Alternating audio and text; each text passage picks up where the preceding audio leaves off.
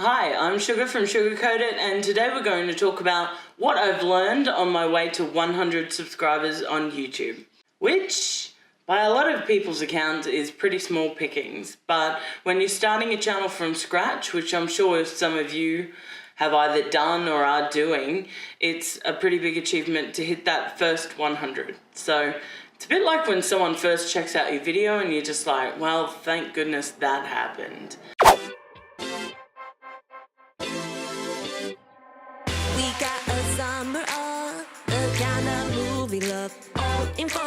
We've hit 100 and let's face it, I had a bit of an advantage getting here because I have a blog that has an audience of people who already subscribe, who follow the Facebook page. Say I started with a head start to someone who's just kicking off their YouTube journey from absolute scratch is pretty fair. Definitely was able to call on that audience a little bit, but something I learned along the way is that an established blog doesn't necessarily, or social media presence, doesn't necessarily mean that those people will convert into video subscribers. Sometimes they're just like, we're just not that interested, Sugar, but you know, thanks for sharing. Yes, it's an advantage, but yes, I've also focused on growing an audience organically through YouTube. Even if I'm giving it a shout out on my other social media, just to make sure that my audience for YouTube actually exists on YouTube. That's tip number one, I guess, is to focus on creating an audience for YouTube. Use your social media to send traffic there, but focus on growing and interacting with the audience that you're growing on YouTube. The next point I want to talk about is the fact that your early videos are probably going to suck. I feel like I'm about 3 months in now and my videos still suck. So I may get better at editing or I learn new little tricks, but with every video I make, I feel like I improve that tiny bit more. Starting a YouTube channel or creating video content has been something that's been on my list to do for years now. I just never got there. I never learned how to do it. I didn't know anything about what it took. The equipment it took, never mind the time and the knowledge that it takes. The time it takes to record is really the tip of the iceberg when it comes to making videos. And I was a bit like naive to the time that it took to create content for YouTube. So I've learnt a lot in the last few months, and now I feel like my editing doesn't take me 8 hours to still suck. So now I feel like it takes me 3 or 4 hours because I usually have way too much footage in terms of me talking way too much, and then I have to cut it down. I've definitely got better at cutting that in. I don't really have any problems with connecting the sound to the video anymore, and I just feel like I've made some real progress there.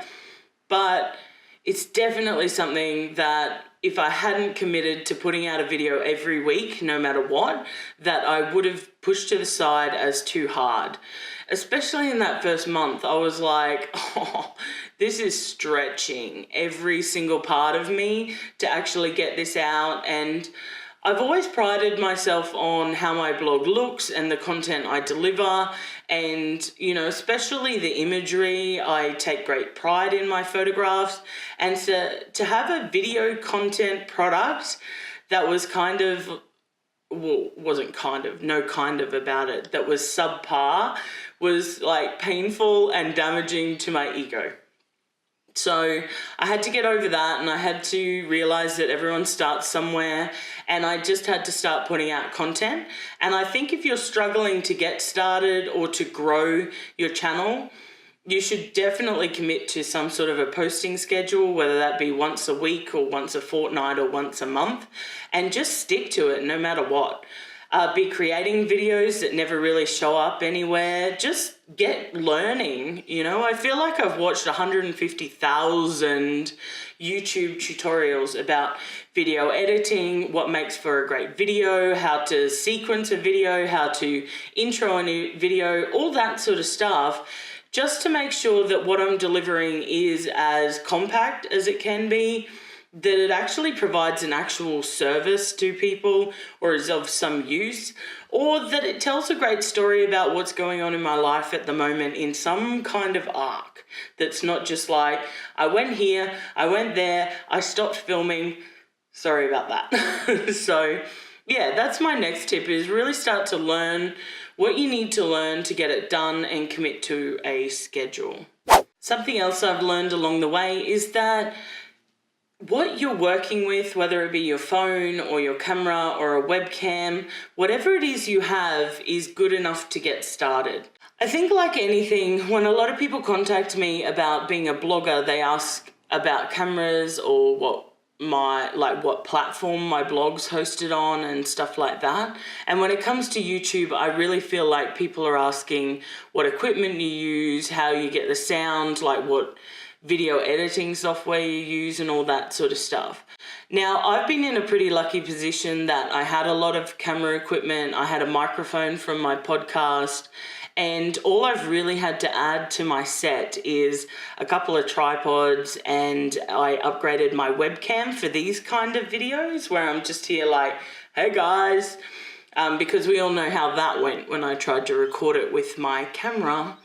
Yeah, I think it's really important not to get caught up in what gear you have or don't have and get overly focused on getting the stuff together before you start, because you can learn so much. I use Mac at home, so iMovie has so many great features that you could 100% start editing your photos, your movies in, or your videos in.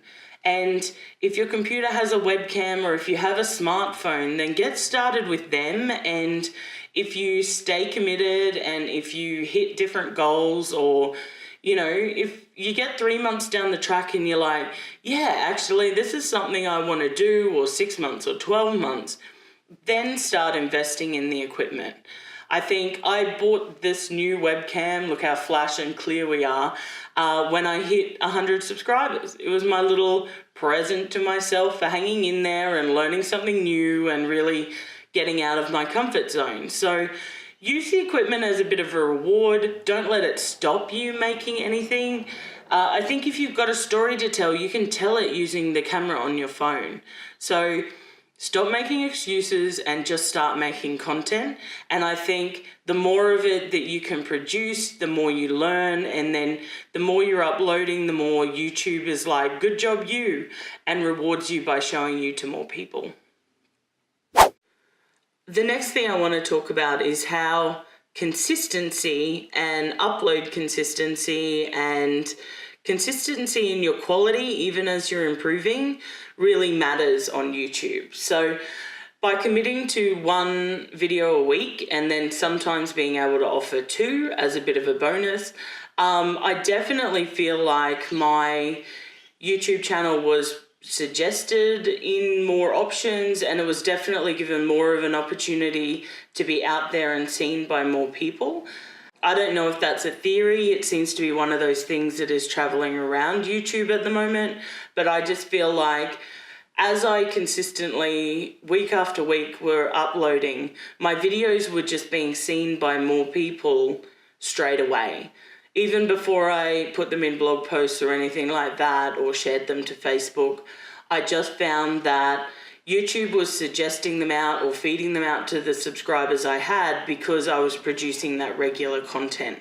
It probably sounds like a scary prospect. I know when I committed to a video a week, Samara, that I do the podcast with, said to me, oh my God, I don't know how you're going to do that. And, you know, I didn't know how I was going to do that, so I completely understand that reaction. But by doing that, by being consistent, you show YouTube that you're going to show up and create content that you're worth putting in front of viewers and stuff like that. I really actually think that, just like blogging, your audience knowing when you're going to show up and the platform knowing when you're going to show up makes a huge difference to your actual overall commitment in terms of subscribers and reach and stuff like that. So be consistent, team. Show up. Just show up. I don't know how many times I uploaded a video that I was like, oh God, this could be so much better. But the simple fact is that it couldn't have been. Not at that time, not at that process of learning, not where I was at that point. It was what it was, and it was the best I had to offer that day. And if I didn't have that deadline to upload, I don't think I ever would have. And by not uploading, you kind of cop out of what you're trying to achieve. Okay? So I learned that. But most of all, what I've learned in this journey to 100 subscribers, which is by no means a massive milestone, but it's definitely the first of what I hope to be many. But I'm so grateful for the people that showed up here and encouraged me, who watched the videos, who liked and commented. I'm even a little happy for the first person who disliked one of my videos, because I just feel like, thanks for weighing into the conversation, you know? So I'm so grateful for you guys being here. I hope that you get a lot out of this channel in terms of running and growing and loving your own plus size fashion and lifestyle blog.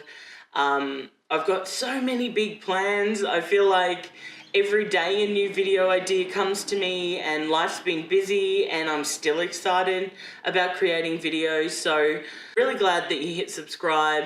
And if you haven't yet, this is your chance. And I can't wait to actually start having conversations in the comments and sharing more videos and more stuff about my life and what we're up to go alongside that social media nerd stuff that, you know, I just love the heck out of. So thanks for being here. I hope this little wrap up about what I've learned on my way to this first 100 subscribers has been interesting or useful. And if you need anything, leave it in the comments and I'll respond as soon as possible. Thanks, team.